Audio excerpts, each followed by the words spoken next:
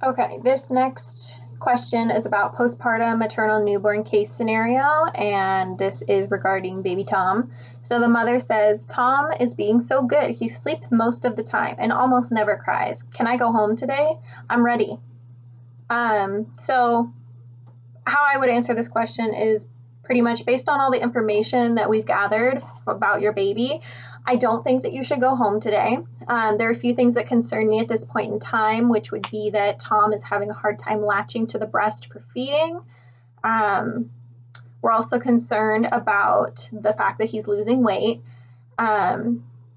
He also has swelling on his scalp called a cephalohematoma.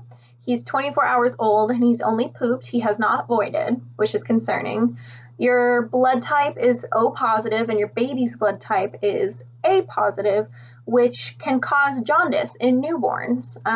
So this isn't something to be afraid of, but we do want to monitor baby Tom and try to implement as many measures as we can to help decrease the bilirubin that causes your baby to turn kind of a yellow jaundice color in his system.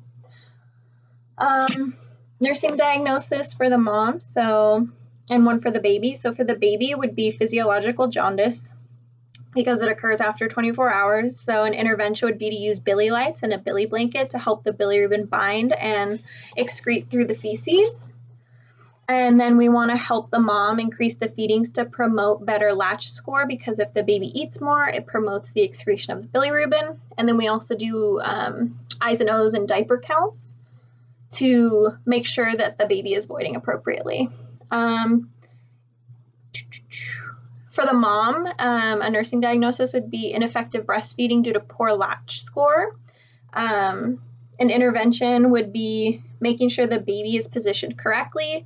We want to check and make sure that the palate is also intact on the baby so that it doesn't pose a problem for feeding. We might want to promote cluster feeding on both breasts, not just one. If breastfeeding is not working out, we want to discuss formula feeding and utilizing things like supplemental nutrition systems like a gavage tube if the baby's not taking a breast. And then we also could potentially refer the mom to a lactation consultant.